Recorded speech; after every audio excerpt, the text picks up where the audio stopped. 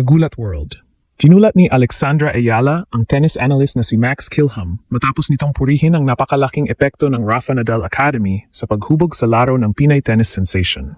Habang patuloy na umaangat si Alex sa international tennis scene, lalong napapansin ng mga foreign analysts ang kanyang malaking improvements, lalo na sa mental toughness, consistency, at clay court movement. Ayon kay Kilham, hindi raw may kakaila na malaking bahagi ng development ni Alex ang training niya sa world-famous Rafa Nadal Academy sa Spain. Sinabi pa niya na ang impluensya ni Tony Nadal at ng mga experienced coaches sa academy ay nagkaroon ng really positive impact sa career ni Alex. Sa mga nakaraang buwan, mas naging aggressive at composed si Alex laban sa mas matataas na ranked opponents sa WTA Tour. Marami ang humanga sa kanyang performances sa European clay tournaments, kung saan nakitaan siya ng improved shot selection, mas solid na baseline game, at mas mataas na confidence sa pressure situations. Dahil dito, dumarami ang naniniwalang posibleng malapit na makagawa si Alex ng malaking breakthrough sa women's professional tennis. Samantala, lalo pang naging proud ang Filipino fans matapos kumalat online ang pahayag ni Kilham. Para sa marami, patunay ito na unti-unti nang kinikilala sa international stage ang talent at hard work ni Alex. Hindi rin may tatanggi na malaking bagay ang exposure niya sa elite-level training environment sa Spain, kung saan araw-araw siyang nakakasabayan ng high-level players. Ngayon, habang patuloy ang kanyang journey sa international tournaments, mas tumitibay ang paniniwala ng fans na kaya talagang makapasok ni Alex sa pinakamataas na level ng world tennis balang araw. Usap-usapan ngayon sa tennis world ang naging pahayag ng tennis analyst na si Max Kilham tungkol kay Alex at sa malaking epekto ng Rafa Nadal Academy sa patuloy na pag-asenso ng laro ng Pinay tennis star. Habang unti-unting lumalakas ang pangalan ni Alex sa international tennis scene, mas marami na ring analysts at sports personalities ang napapansin ang kanyang dramatic improvement sa nakaraang ilang taon.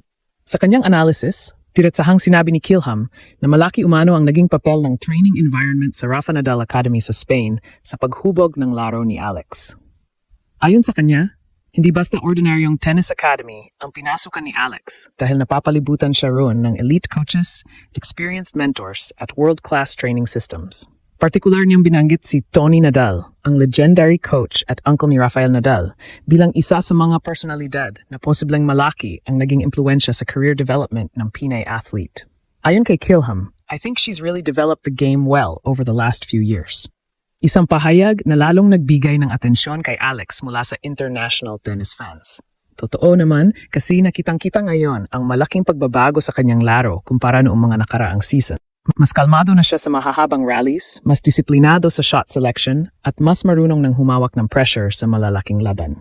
Isa sa mga pinakamalaking improvements ni Alex ay ang kanyang clay court game. Dahil matagal siyang nag-training sa Spain, nahasa siya sa estilo ng European clay tennis na kilala sa strategic rallies, heavy topspin shots, at intense footwork. Ito rin ang dahilan kung bakit maraming observers ang nagsasabing mas bagay ngayon kay Alex ang clay season kaysa dati.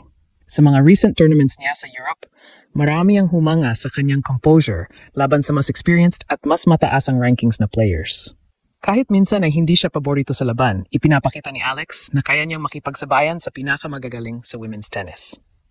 Ang confidence na ito ay isa sa mga bagay na pinaniniwalaang galing mismo sa exposure niya sa high-level competition habang nasa Rafa Nadal Academy.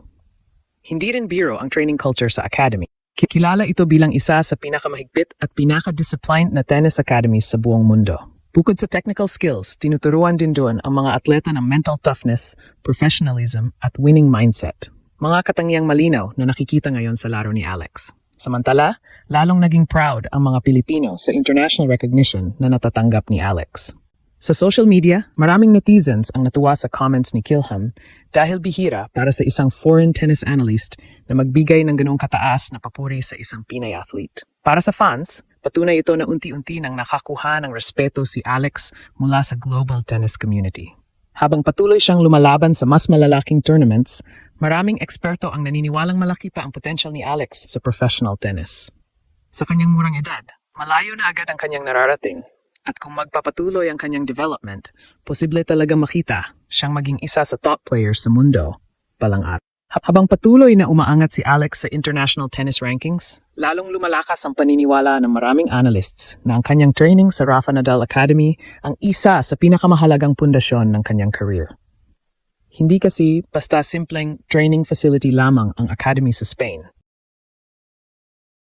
Isa ito sa pinakarespetado at pinakaprestiyosong tennis academy sa buong mundo, kung saan maraming batang atleta ang nangangarap makapasok. Para kay Alex, malaking advantage ang maagang exposure niya sa world-class tennis environment. Sa murang edad pa lamang, nasanay na siya sa matinding competition, high-pressure training sessions, at disiplina na kinakailangan para makasabay sa professional level.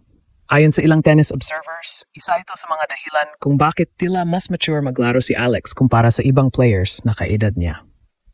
Isa rin sa pinaka-importanting bagay na natutunan niya sa academy ay ang mental toughness. Sa modern tennis kasi, hindi sapat ang talent lang. Kailangan din ng matatag na mindset, lalo na kapag humaharap sa mga higher-ranked opponents at malalaking tournaments. Kitang-kita ito sa mga recent matches ni Alex kung saan kahit dehado sa rankings, hindi siya basta-basta nagpapapressure. Marami rin ang humahanga sa kanyang consistency at fighting spirit. Kahit nahaharap siya sa mas experienced na mga kalaban, hindi nawawala ang kanyang composure sa court. Ito ang isa sa mga aspetong pinuri ni Max Kilham sa kanyang analysis. Para sa analyst, malinaw daw na malaking impluensya ng Rafa Nadal Academy ang professionalism at discipline na ipinapakita ngayon ni Alex sa kanyang laro. Bukod sa technical at mental development, malaki rin ang naging epekto ng exposure ni Alex sa European tennis system. Dahil sa Spain siya madalas nagsasanay, nasanay siya sa iba't ibang klase ng playing styles at conditions. Bagay na sobrang importante sa professional tour. Sa bawat tournament kasi, iba-iba ang court surface, weather conditions, at game styles ng mga makakalaban. Ang adaptability na ito ay isa ngayon sa mga biggest strengths ni Alex.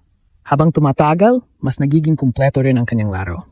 Mas gumaganda ang kanyang serve placement, mas nagiging agresibo ang baseline attacks, at mas marunong na siyang mag-control ng rallies. Ayon sa ilang fans online, ibang-iba na raw talaga ang laro ni Alex ngayon.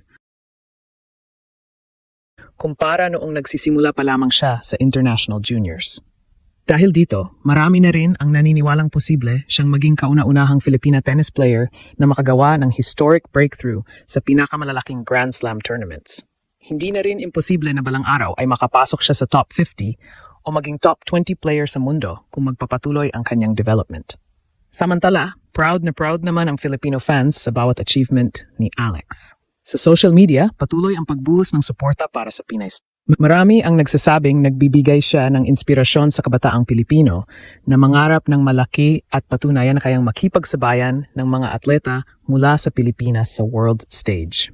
At habang mas dumarami ang international analysts na pumupuri sa kanyang laro, mas lalong tumitibay ang pangalan ni Alex bilang isa sa brightest young talents sa women's tennis. Kung pagbabasehan ang kanyang current trajectory, mukhang simula pa lamang ito ng mas malalaking tagumpay na naghihintay sa kanya sa hinaharap.